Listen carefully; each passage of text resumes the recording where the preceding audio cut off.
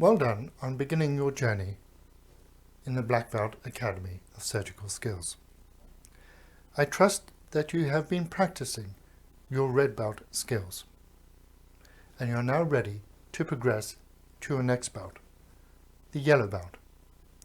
For this, it is necessary for you to understand the basic anatomy of the needle.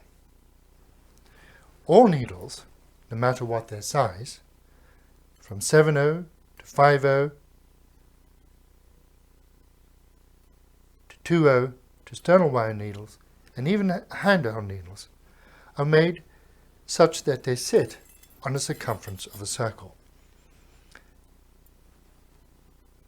The degree of curvature can vary amongst needles for either a half circle or 5/8 or 3/8 circle, but the principle is still the same.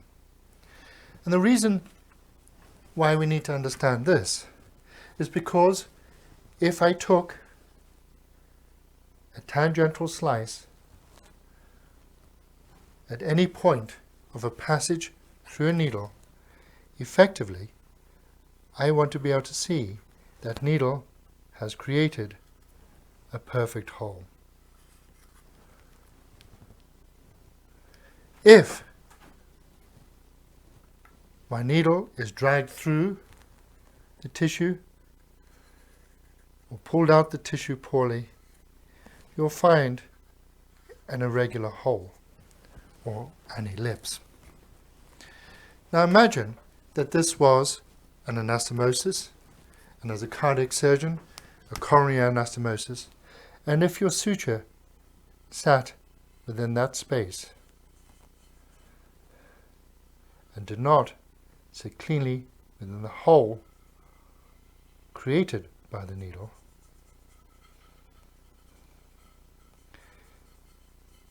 you'll see that we have a gap.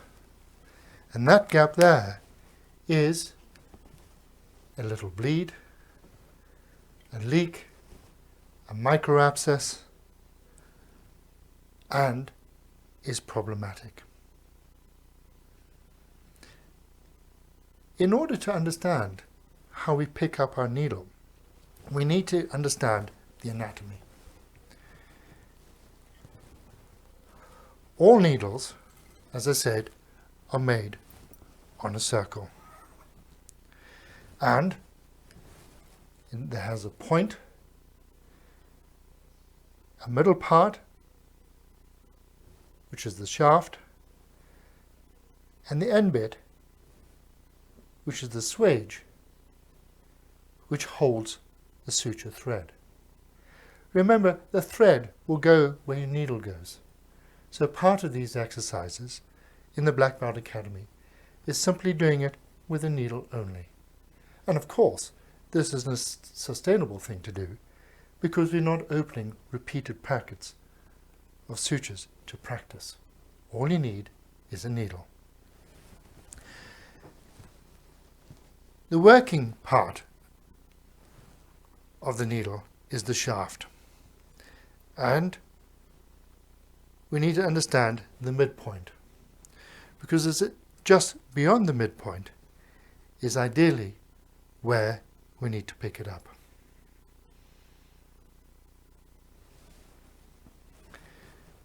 The pickup is important, and it dictates how well you rotate the needle through the tissue. The pickup should be just beyond the halfway. You noticed as I picked it up, two things happened.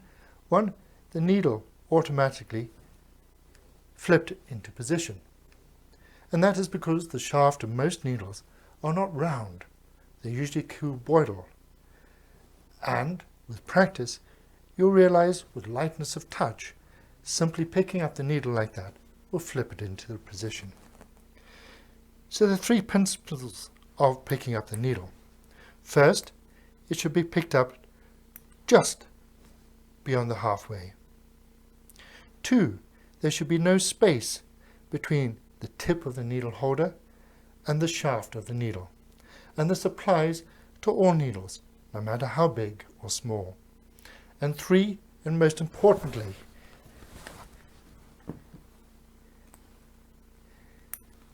is that angle I've demonstrated there. And that angle there equates to the angle between the forearm and the horizontal when you're standing in a relaxed position with your elbows slightly extended and your palms palmar flexed. Understanding this position and this needle position is critical because this dictates the movement of the needle through the tissue. And I use a right angle deliberately here because in geometry the right angle is the perfect angle and is fourth part of a circle. And this is essential for you to understand in your setup and alignment of the needle each and every time you take a stitch.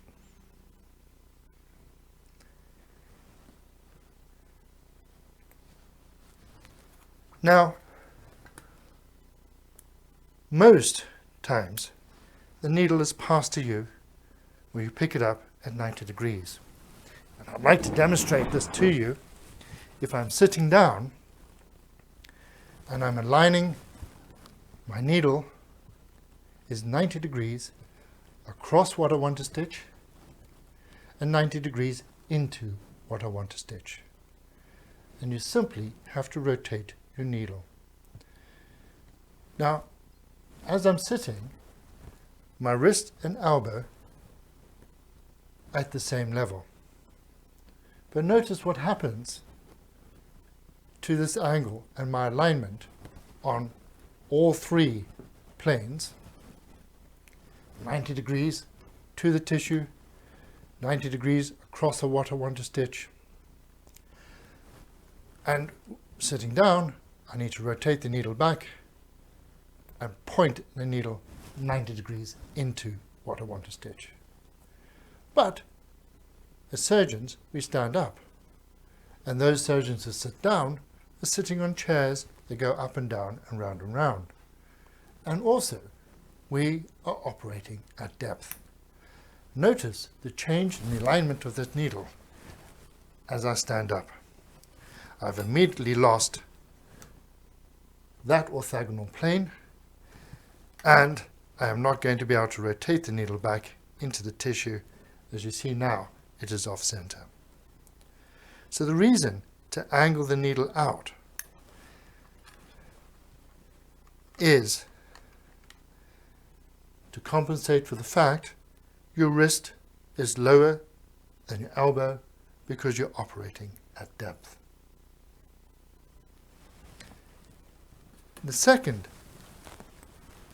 thing to understand is that you place your needle across the tissue, you rotate the needle back, and you point the needle into the tissue. And you point it in at 90 degrees. 90 degrees being the perfect angle, because every angle in every plane is also 90 degrees.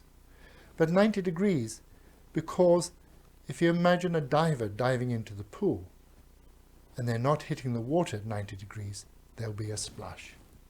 So in the Black Belt Academy of Surgical Skills, I've introduced what I call splash models, because these will demonstrate to you if you're rotating your needle properly, entering the tissue at 90 degrees and exiting the tissue at 90 degrees as well.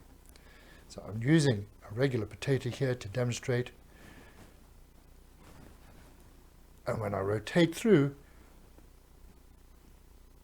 the needle should come out in the same plane as it entered. And the important thing to notice that as I'm delivering this needle out, I'm delivering it iteratively till I'm just beyond the halfway.